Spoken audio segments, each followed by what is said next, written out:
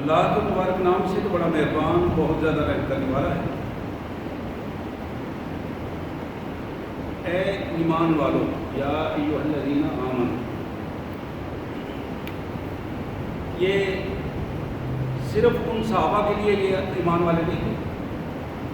یہ ڈائریکٹ خطاب ہے۔ آج میں پڑھ رہا ہوں میرے لیے اور آپ کے لیے۔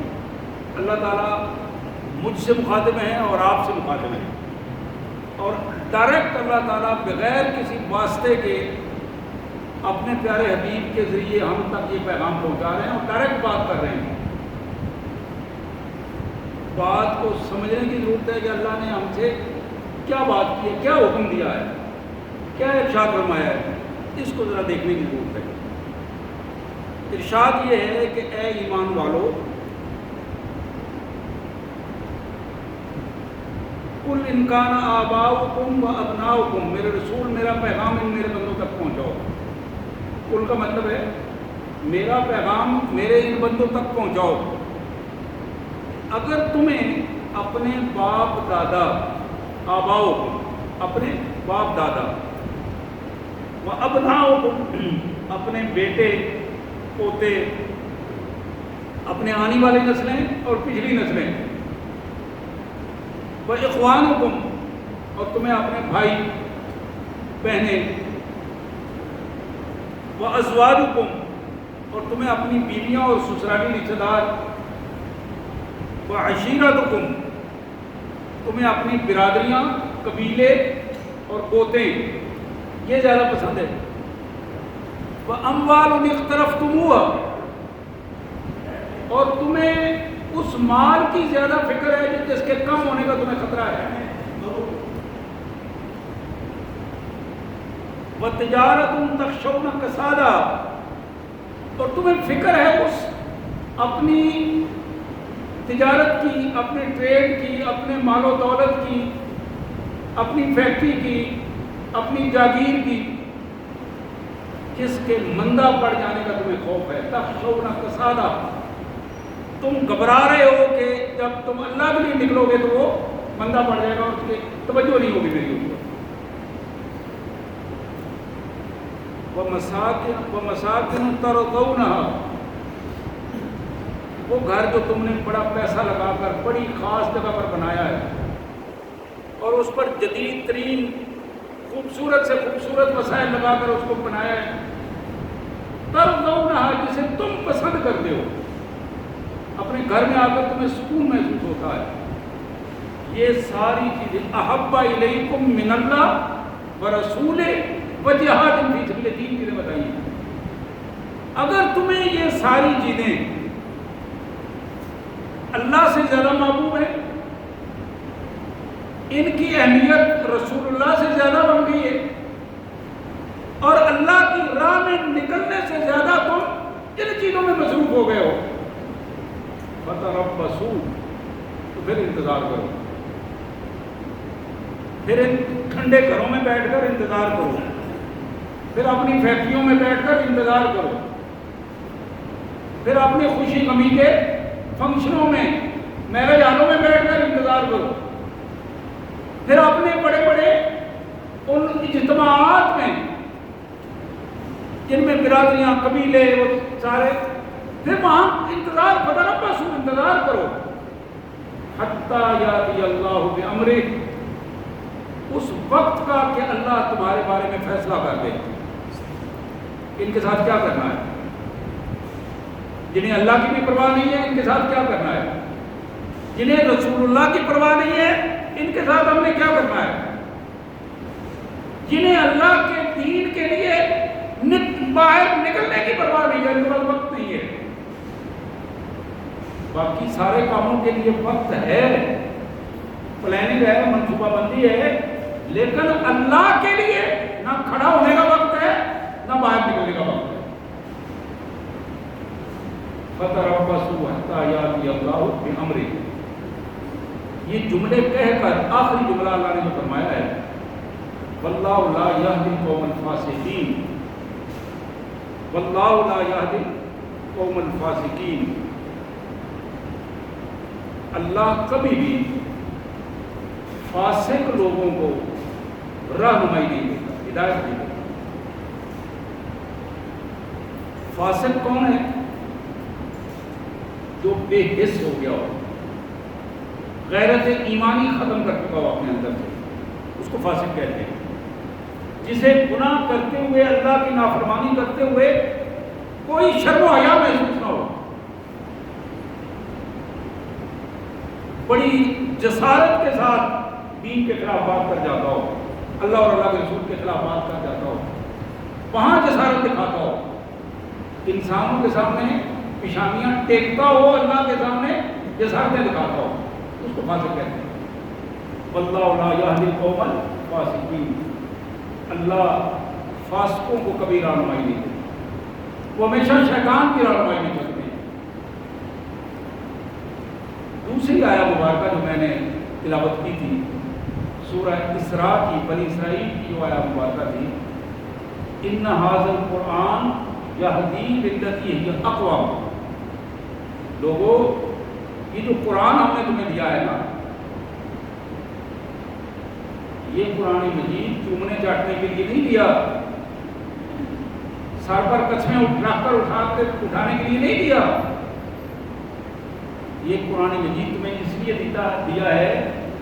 یہدی للتی ہی اقوم، یہ تمہارے لیے گائیڈ بک ہے، یہ رہنما کتاب ہے، یہ تمہاری زندگیاں بدلنے کے لیے تمہیں دیا ہے، یہ منجمد کرنے کے لیے، خلافوں میں بند کرنے کے لیے نہیں دیا۔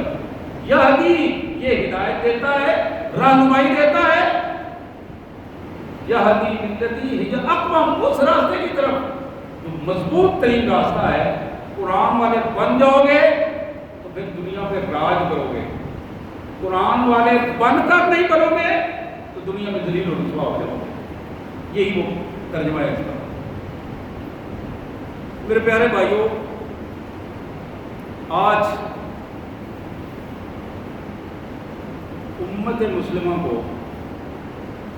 من حیث الامت جن پریشانیوں کا بہت زیادہ اذیت کہتے ہیں اس کو جو ذہنی پریشانی کہتے ہیں، جن اذیتوں نے گھیرا ہے امت مسلمہ کو، ان اذیتوں میں سے ایک بڑی اذیت یہ ہے کہ کچھ وقت گزرنے کے ساتھ ساتھ کبھی قرآن کے ساتھ بدتمیزی کی جاتی ہے اور کبھی محمد رسول اللہ صلی اللہ علیہ وسلم کے ساتھ بدتمیزی کی جاتی ہے۔ قرآن مجید اور محمد رسول اللہ کی ذات گرامی دو چیزیں ایسی ہیں تو اس وقت کے یہودیت، نصرانیت اور ہنود، ان کے لیے سب سے بڑی دشمنی کے جو ٹارگٹ ہیں یہ دو ہیں۔ یہ ٹارگٹ تو شروع سے ان کے رہے ہیں، لیکن آج کیوں ٹارگٹ زیادہ بن گئے؟ آج یہ نشانے کیوں سامنے زیادہ آ گئے؟ اس کی بنیادی وجہ یہ ہے، آج امت اپنی ذلت کی جن اتھاہ گہرائیوں میں گر چکی ہے، آج امت مادہ پرستی کی جن اتھاہ گہرائیوں میں گر چکی ہے، اور اپنا تعلق قرآن سے واجبی تعلق بھی رکھنا اس نے مناسب نہیں سمجھا، محمد رسول اللہ صلی اللہ علیہ وسلم سے تعلق سوائے جذباتی انداز کے اور کوئی تعلق ہمارا ان سے بظاہر بن نہیں پا رہا، تو یہ وہ بنیادی وجہ ہے کہ دنیا کا کفر یہ سمجھتا ہے کہ اس وقت مسلمان صرف جذبات کا نام ہے، عمل کا نام ان کا آہستہ آہستہ ختم ہوتا جا رہا ہے۔ تو حضرات، یہ وہ حقیقت ہے، یہ وہ حقیقت ہے جس کو علامہ اقبال مرحوم نے کہا تھا، وہ معزز تھے زمانے میں مسلمان ہو کر، اور تم خوار ہوئے تارک قرآن ہو کر۔ عزت کی وجہ کیا تھی؟ مسلمانی، اسلام، ایمان، اور اسلام اور ایمان کی بنیاد کیا ہے؟ قرآن مجید۔ وہ معزز تھے زمانے میں مسلمان ہو کر، اور تم خوار ہوئے تارک قرآن ہو کر۔ آج امت مسلمان کی ذلت اور رسوائی کی جو واحد وجہ ہے، قرآن مجید کے ساتھ تعلق نہ بن پانا اور تعلق ٹوٹ جانا، اس کو دوسرے لفظوں میں اسلام اور مسلمانوں کی امت مسلمہ کی بنیادی کمزوری اور اس کمزوری کی وجہ سے ذلت و رسوائی کی ہوتی ہے۔ محمد کریم رؤوف الرحیم صلی اللہ علیہ وسلم کا ایک شادی نامی ہے، سیاستہ کی بڑی مشہور حدیث ہے، کئی دفعہ آپ نے سنی ہے، پڑھی ہے، ہمارے سکولوں میں، کالجوں میں، یونیورسٹیوں میں اوپر بڑے الفاظ کے ساتھ لکھی ہوتی ہے، مدارس میں لکھی ہوتی ہے، ہمارے بچوں کی جو دینیات کی کتابیں ہیں ان میں یہ حدیث آپ لکھی ہوتی ہے۔ اس پہ ذرا غور فرمائیں، خیرکم من تعلم القرآن وعلمہ، تم میں بہترین شخص وہ ہے، تم میں بہترین شخص وہ ہے جو خود قرآن سیکھتا ہے اور دوسروں کو سکھاتا ہے۔ تم میں بہترین شخص وہ ہے جو خود قرآن سیکھتا ہے دوسروں کو سکھاتا ہے۔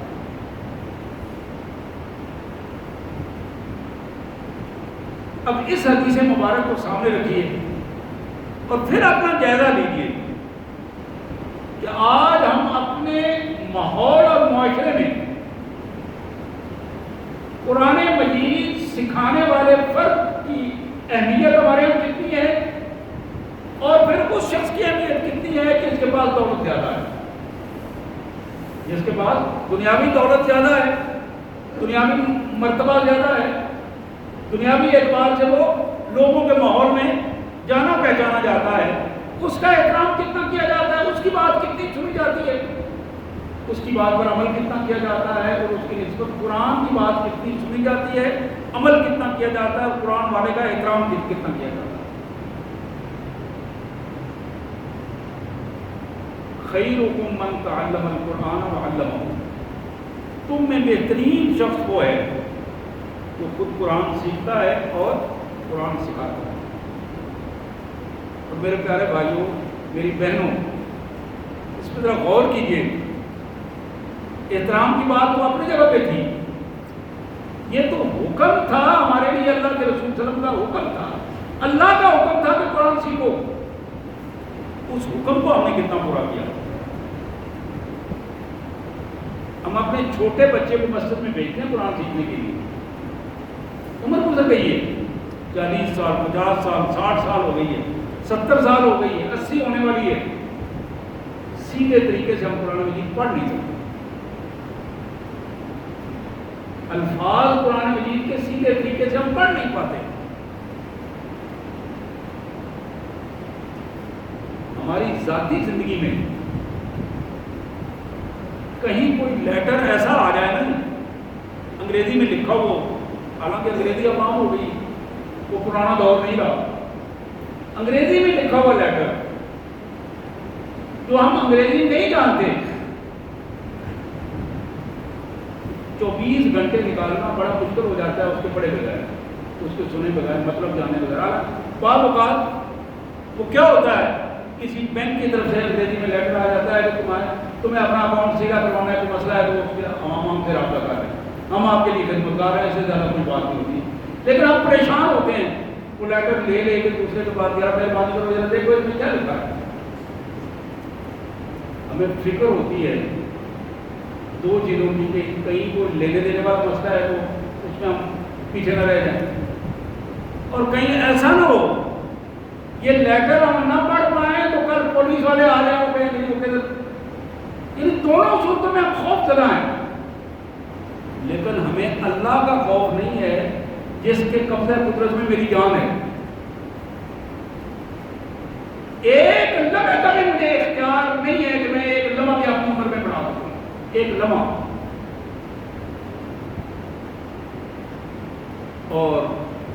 آپ کے علم میں پیچھے جو زلزلہ ترکی میں آیا، ترکی سے شام تک کا وہ پوری پٹی جو ہے جس میں ہزاروں انسان آپ کے اکثر لوگوں کو معلوم ہوگا، بھائیوں کو، جو ٹائم اس کا ڈکلیئر کیا گیا ہے وہ ٹوٹل 1.5 منٹ تھا، 1.5 منٹ۔ 1.5 منٹ کا کیا مطلب ہے؟ 90 سیکنڈ، یعنی جتنے میں آپ 90 گنتے ہیں نا اتنا ٹائم لگا، اور اتنے ٹائم میں کائنات کے مالک کے ایک حکم نے تہس نہس کر کے دیا، اس کا میں کوئی خوف نہیں۔ وہ کہتا ہے کہ میرا لیٹر پڑھو، ہم کہتے ہیں کوئی ضرورت نہیں پڑھنے، اپنے بچے کو بھجواتے آتے ہیں، دیکھ قرضہ میرے پڑھا کے، ہم خود جانے کے لیے بھی پریشان نہیں ہوتے، اکثر ماؤں کو بھیج دیتے ہیں، بڑے بھائیوں کو، چھوٹا ہے تو اس سے بڑے کو بھیج دیا جاؤ، والدہ کو بھیج دیا جاؤ، اٹھاڑا ہے مسیحیں چڑھے۔ اس چیز کی اہمیت ہمارے یہاں نہیں ہوتی، اور مسجدوں میں بھی وہی کچھ ہوتا ہے جو ہمارے ذہن میں اہمیت ہے، مسجد والے کے ذہن میں وہ بھی ٹھیکہ ہے، وہاں اگر ہمارے یہاں اس کو ٹھیکہ سمجھا جاتا ہے تو مسجد میں بھی اس کو اسی انداز میں ٹھیکہ ہی دیا جاتا ہے۔ قوم تو ایک ہی ہے، بات بھی ایک ہی ہے، مفادات بھی ایک ہی ہے۔ میرے پیارے بھائیوں، یہ جو تھوڑی سی عمر باقی ہے نا، تھوڑی سی عمر، اب یہ تھوڑی سی مراد میں نہیں بتا سکتا کہ وہ ایک لمحہ ہے یا 2 لمحے یا 4 لمحے یا 2-4 سال ہیں یا مہینے ہیں، لیکن میں یہ ضرور کہہ سکتا ہوں کہ جتنی ہے وہ تھوڑی ہے، جتنی بھی ہمارے پاس عمر ہے وہ تھوڑی ہے۔ اس تھوڑی سی عمر میں میں یہ بات خصوصی طور پر اپنی بہنوں کو کہوں گا، جہاں تک میری آواز پہنچ رہی ہے، اپنے بھائیوں کو یہ کہوں گا، اپنے گھر میں قرآن کا حلقہ بنائیں۔ باپ بیٹھے، ماں باپ دونوں بیٹھے ہوں، بچے بیٹھے ہوں، کم از کم 1 گھنٹہ 8 گھنٹہ نکالیں روزانہ خالصتاً اللہ کی رضا کے لیے۔ ایک آیت پڑھیں، صرف ایک آیت قرآن کی سیکھیں، اس کا ترجمہ سیکھیں، سارے بچے باری باری اس کو پڑھیں، اور پھر قرآن کی تفسیر لے کر، اردو کی تفسیر لے کر، اس دور میں آسان سی تفسیر ہے تفسیر القرآن، آسان تفسیر لے کر، جس کی بات سمجھ میں آ رہی ہو، پرانی اردو نہ ہو جس کی سمجھ نہ آ رہی ہو، سمجھ آ رہی ہو، ایک آیت کو آپ 1 دفعہ 2 دفعہ 4 دفعہ، 5 بچے ہیں تو 5 بچے ایک دفعہ پڑھیں اور ماں باپ پڑھے تو 7 دفعہ ہو جائے گا، وہ ایک آیت یاد ہو جائے گی۔ جس نے وہ آیت پڑھی ہے رات کو، دن کو، جہاں وہ گیا ہے اپنی دکان پہ جا کر پھر اس آیت کو دوہرا لے، وہاں قرآن نہیں کھولے، اپنی دکان کھولنے کے بعد اس آیت کو پڑھے، اللہ تعالیٰ اس کی دکان میں برکتیں عطا فرمائے۔ فیکٹری جاتا ہے، وہاں سب سے پہلے جا کر اسی آیت کو دوہرائے، اپنی پیلیوں میں جاتا ہے تو وہاں جا کے بھی یہی کام کرے کہ اس آیت کو ان کی آواز میں پڑھے۔ ایک آیت کو روزانہ اگر ہم سیکھنا شروع کر دیں اور آہستہ آہستہ وہ آیات میرے گھر کا حصہ بن جائیں، دلوں کا نور بن جائیں، آپ یقین کیجئے کہ اس کی وجہ سے جو روشنی ہوگی وہ پورے گھر کو روشنی دے گی، پورے کاروبار کو روشنی دے گی۔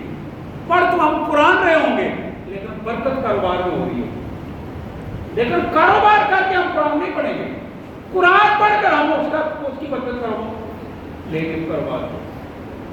مقصد قرآن پڑھنا ہے، کاروبار کی برکت خود بخود حاصل ہو جائے گا۔ مقصد قرآن پڑھنا ہے، زراعت میں جو کچھ ملتا ہے اللہ تعالیٰ اس میں خود بخود برکت عطا فرمائے۔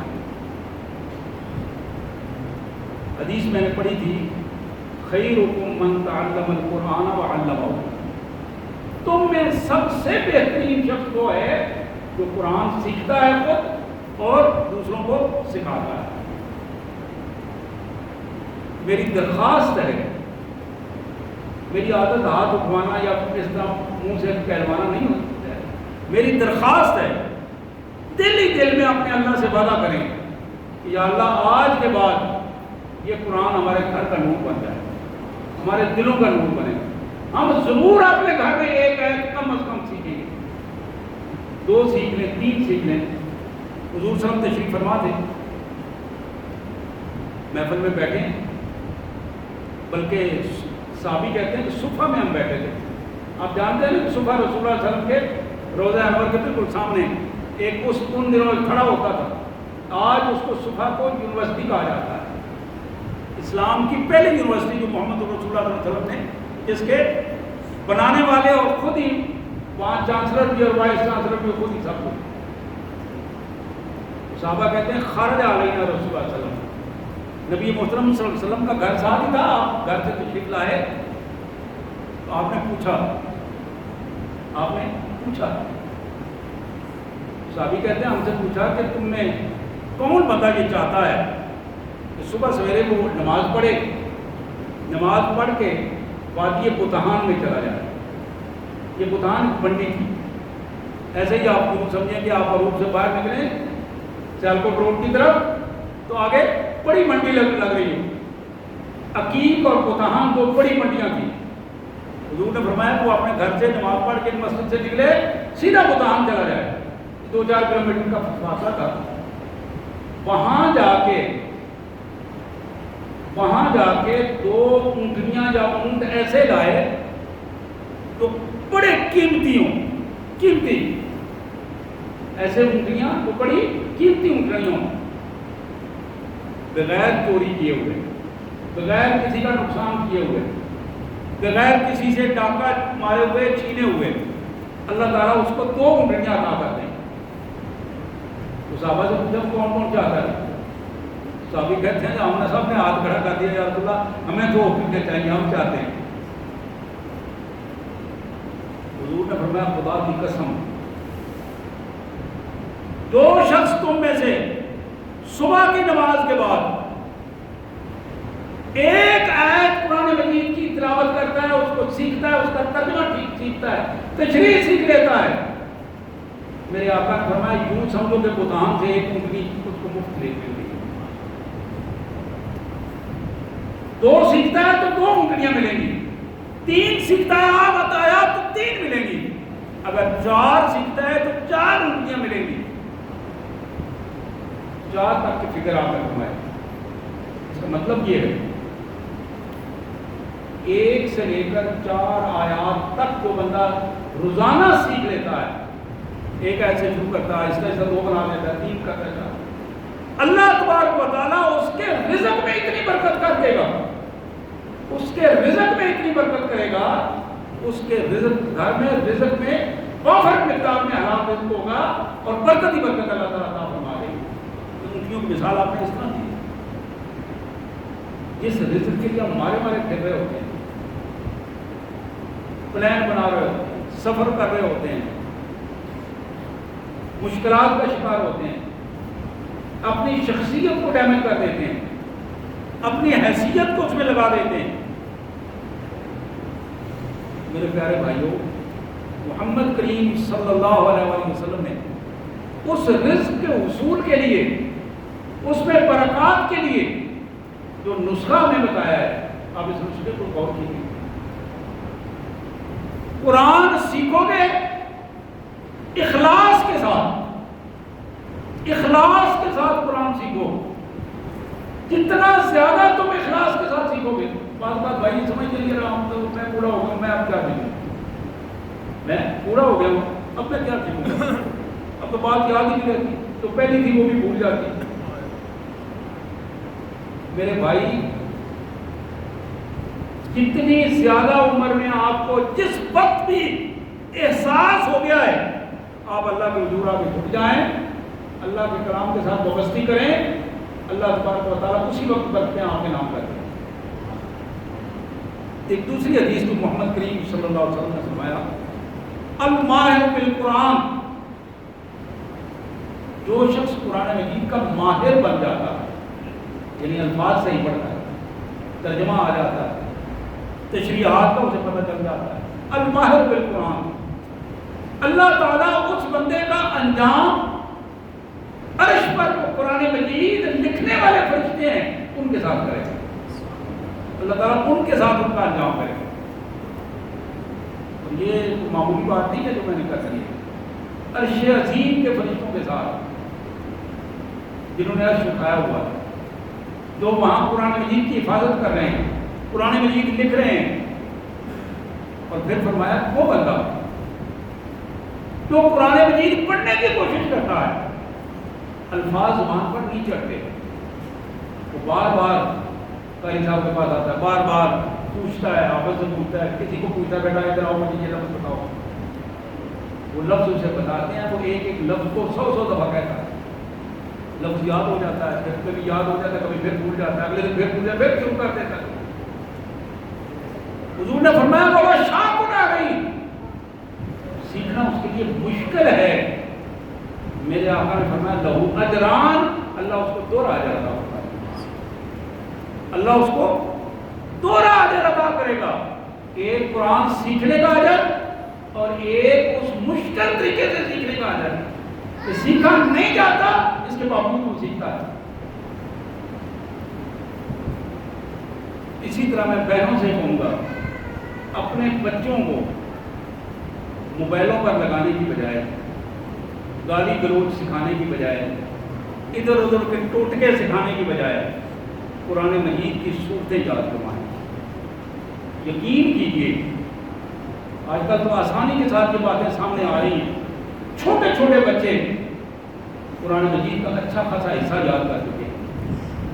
چھوٹے چھوٹے بچوں کو قرآن مجید پاؤں پیچھے کر بیٹا، قرآن مجید چھوٹے چھوٹے بچوں کو حفظ ہوا ہے، یاد ہوا ہے، شوق سے پڑھتے ہیں۔ اپنے گھروں میں قرآن کا شوق پیدا کرنے کی ضرورت ہے۔ ہمارے یہاں شوق نہیں ہے، شوق کسی اور چیز کا ہے، مادہ پرستی کا شوق ہے۔ میرے بھائیوں اپنے گھر میں شوق پیدا کرو قرآن کا، قرآن کا فضائل بیان کرو، لوگ بچوں کو بتاؤ کہ قرآن کا فائدہ کیا ہے، اس دنیا میں قرآن کیا دیتا ہے اور آخرت میں قرآن کیا دیتا ہے۔ محمد کریم صلی اللہ علیہ وآلہ وسلم نے یہ جو میں نے حدیث کو بیان کی، میں دوبارہ اس کا ترجمہ آپ کے سامنے رکھ رہا ہوں کہ جو بندہ قرآن مجید کا الفاظ صحیح پڑھتا ہے، ترجمہ جانتا ہے، تفسیر سمجھتا ہے، الماہر بالقرآن، قرآن کا ماہر ہے، اللہ تعالیٰ اس کا انجام ان فرشتوں کے ساتھ کریں گے جو قرآن لکھنے والے فرشتے ہیں، معزز ترین فرشتے ہیں۔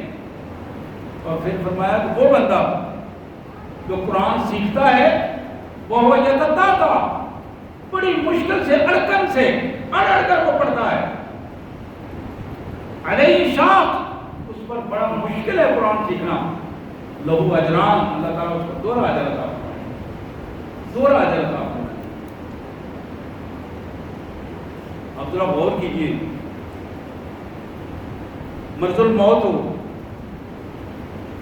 اس قرآن پڑھنے والے کا استقبال اللہ کے فرشتے، اللہ کے فرشتے، جنت کے فرشتے استقبال کرنے کے لیے آئے، اس کی روح کو لینے کے لیے آئے۔ ایک وہ پوزیشن ہے، اور ایک پوزیشن کیا ہے، دوزخ کے فرشتے آئیں اور اس کی آنکھیں تارے لگی ہوئی ہوں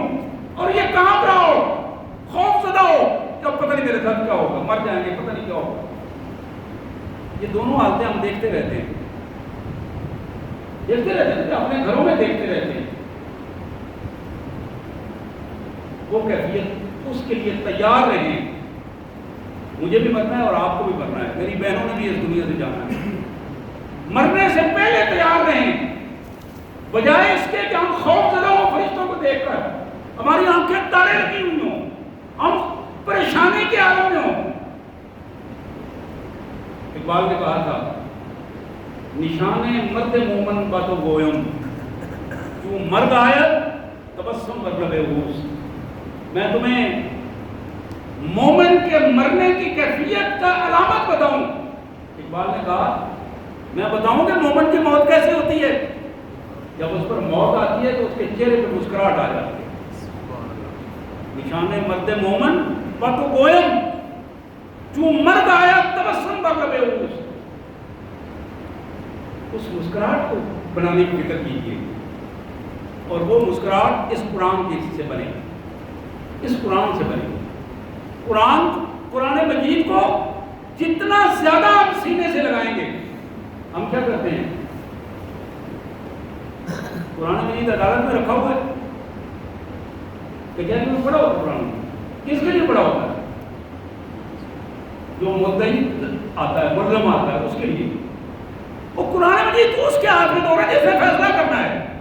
اس کے ہاتھ میں دینے کی ضرورت نہیں ہے۔ قرآن مجید اس ملزم کے ہاتھ میں دینے کی ضرورت نہیں ہے، اس کے ہاتھ میں دینے کی ضرورت ہے جو فیصلے کی کرسی پہ بیٹھا ہے، اس کے مطابق فیصلہ ہو۔ یہ جو جج صاحب بیٹھے ہیں، مجسٹریٹ صاحب بیٹھے ہیں، یہ جو ایس پی صاحب بیٹھے ہیں، یہ جو وزیر اعلیٰ صاحب بیٹھے ہیں، وزیر اعظم صاحب بیٹھے ہیں، قرآن مجید تو اس کے ہاتھ میں ہونا چاہیے۔ نہ کہ یہ جو چند دن پہلے جو جج صاحب پکڑے گئے، اس کی جیب سے وہ 35-40 ہزار روپے نکال کے وہ گر کے اس کے منہ میں مار رہا تھا اور دیکھ رہا تھا کہ یہ کیا کر رہے ہو، تم تو انصاف کی کرسی پہ بیٹھے ہو دوسروں کو بچانے کے لیے، اور تمہاری اپنی حالت یہ ہے اور ہماری حالت یہی ہے۔ ادھر انصاف پر بیٹھا ہوتا ہے اور اس کے ساتھ ہی بیٹھ کر وہ نوٹ گر کے جیبوں میں ڈال رہے ہوتے ہیں، کوئی اہل وقت صاحب ہے، کوئی دوسرا ہے، کوئی تیسرا ہے، وہ سارا کچھ ہی ہو رہا ہے۔ کیوں ہو رہا؟ اس لیے کہ قرآن ہم نے ملزم کو دیا ہے، قرآن حاکم کو دینا چاہیے تاکہ وہ حکمران جو ہے وہ اپنے آپ کو اللہ کا بندہ سمجھ کر اس کے مطابق فیصلہ کرنے کے لیے آئے۔ آج اگر ہم قرآن حاکموں کے ہاتھ میں دیتے تو سویڈن میں کسی کی ضرورت نہ ہوتی، کسی کی ضرورت نہ ہوتی وہ ایسا کرتا۔ تو میں سمجھتا ہوں دو حوالوں سے، ایک تو میں سمجھتا ہوں کہ عراق کی حکومت نے بڑا ضرورت مندانہ بیان دیا ہے۔ یہ سویڈن میں جس نے قرآن مجید کی توہین کی، انہوں نے کہا یہ ہمارا مجرم ہے، یہ ہمیں تو ہم اس کا فیصلہ کریں گے، اس کو چھوڑنا نہیں ہے، ہم نے لے کے آنا ہے، یہ ہمارا مجرم ہے، ہم لیں گے۔ ہمیں توفیق تو اتنی بھی نہیں ہوئی کہ ہم اپنے اس کو سفارتکار کوئی کم از کم کان سے پکڑ کر آ کے دفاع ہو جائے، ہمیں اتنی بھی توفیق نہیں ہوئی۔ ہم تو کاغذ کے قرضے کے چکر میں تھے کہ قرارداد منظور کرو اور ہم یہ کر دیں گے وہ کر دیں گے، اور پھر کہانی ختم ہو گئی۔ کویت والوں نے بڑا اچھا فیصلہ کیا، خوبصورت فیصلہ کیا۔ انہوں نے کہا کہ لاکھوں کی تعداد میں سویڈش زبان میں مہینے 2 مہینے کے اندر اندر لاکھوں قرآن مجید سویڈش زبان میں ہم چھپوا کر سویڈن کے ہر گھر میں ہر فرد کو دیں گے۔ یہ قرآن ان کی زبان میں ترجمہ کر کے ہر گھر میں ہم پہنچائیں گے وہاں۔ اور پھر آج جس جگہ پر قرآن کی توہین کی گئی تھی، اس جگہ پر آج مسلسل کتنے دن ہو گئے ہیں قرآن مجید کی تلاوت ہو رہی ہے، اور لاکھوں انسان بیٹھ کر قرآن کی تلاوت کر رہے ہیں۔ سعودی عرب کے ایک بہت بڑے ایک قاری، ان کی قیادت میں سینکڑوں قراء کو پوری دنیا سے بھجوایا گیا۔ جاؤ جا کے سویڈن میں رہ کر وہاں جتنے بڑے بڑے میدان ہیں، سویڈن